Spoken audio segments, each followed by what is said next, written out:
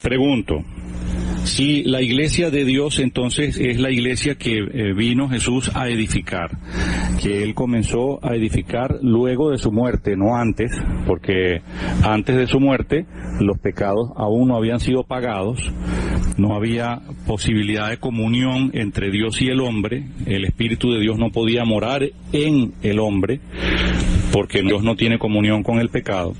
Una vez que Jesús muere, derrama su sangre, paga el precio y resucita dando testimonio de que fuimos justificados, entonces y solo entonces es que puede haber esa comunión restablecida entre Dios y el hombre. Y allí Jesús comienza a edificar su iglesia. ¿Qué puede hacer un hombre o una mujer natural para formar parte de esa iglesia? O sea, lo que el hombre puede hacer de su propia voluntad para llegar a formar parte de ese grupo, que es la iglesia de Dios, entendida como el cuerpo de Cristo que Jesús está edificando. Entonces, la pregunta concreta: ¿qué puede hacer el hombre natural por su propio esfuerzo para formar parte de la iglesia de Dios? Bueno, óiganlo bien y apúntenlo.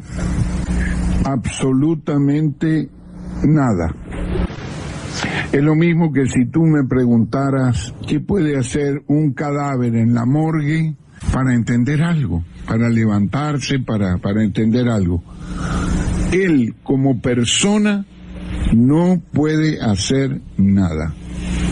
Para nacer de nuevo, la persona tiene que ser llamada. La persona tiene que ser resucitada primero. Levántate, tú que duermes, y te alumbrará Cristo. Entonces, fíjate lo que dice la palabra. Me gustaría que lo buscáramos. Nadie puede venir al Padre.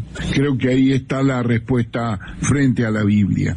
Juan 6:44, nadie puede venir a mí si el Padre que me envió no lo atrae, y yo lo resucitaré en el día postrero. Allí tiene una palabra a pie de página, la Biblia textual.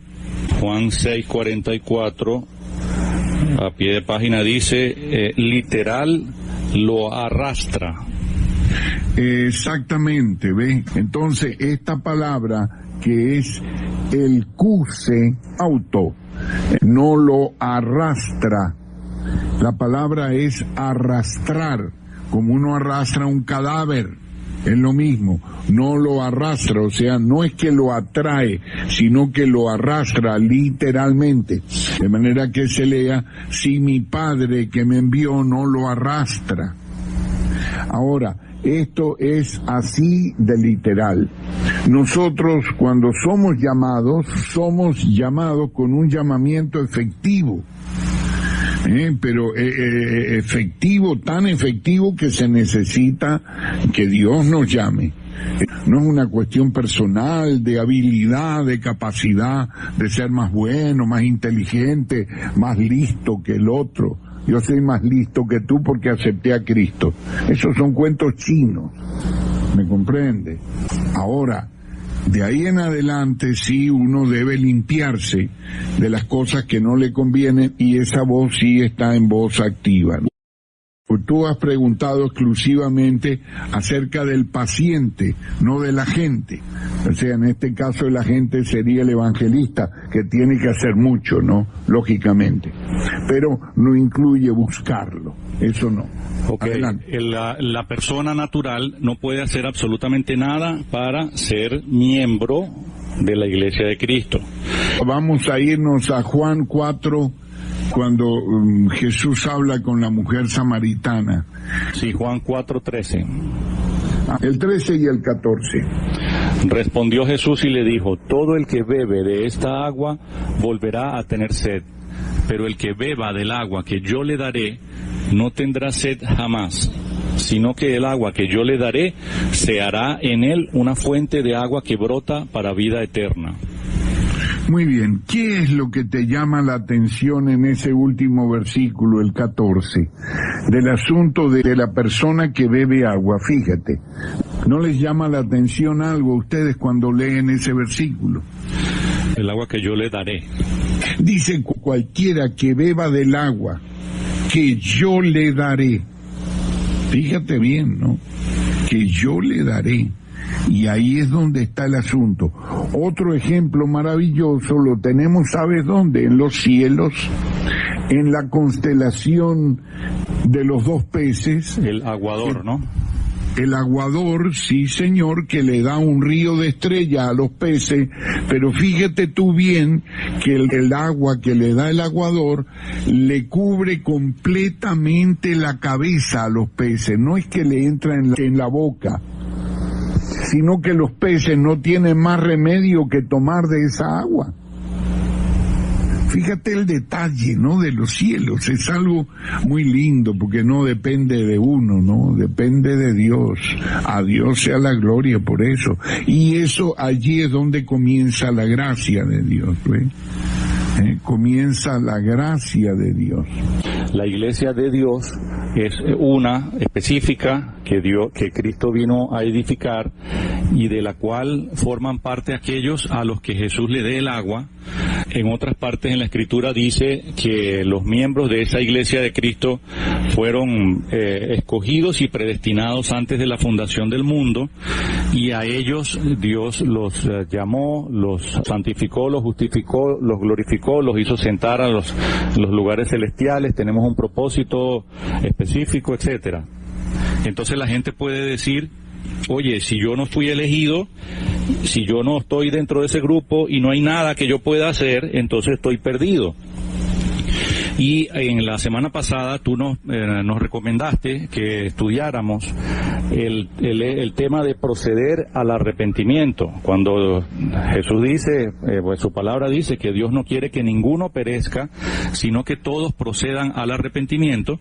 Por eso yo empecé con esa pregunta, porque quería hacer la diferenciación entre la salvación por gracia que Dios le da cuando le da el agua a aquel que tenía escogido y predestinado con un propósito muy específico, que es ser el miembro de la iglesia de Dios, muy distinto a la salvación que Dios propone a toda la humanidad por medio del arrepentimiento.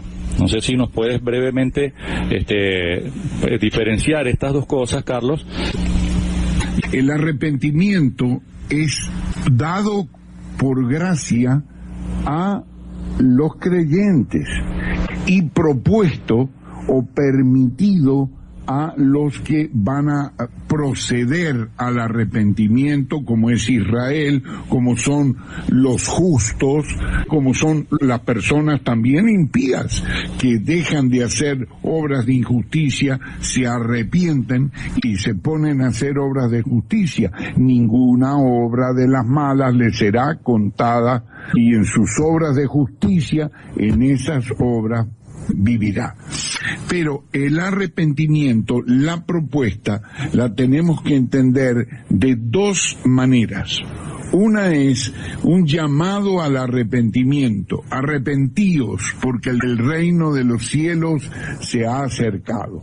Esto es un llamado al arrepentimiento. Ahora, por ejemplo, aquí vamos a leer 2 de Corintios 7:10. Segunda de Corintios 7:10, porque la tristeza que es según Dios causa arrepentimiento para salvación, sin remordimiento, pero la tristeza del mundo produce muerte. Exacto. Fíjate como allí, según Dios, produce arrepentimiento para salvación. Para salvación.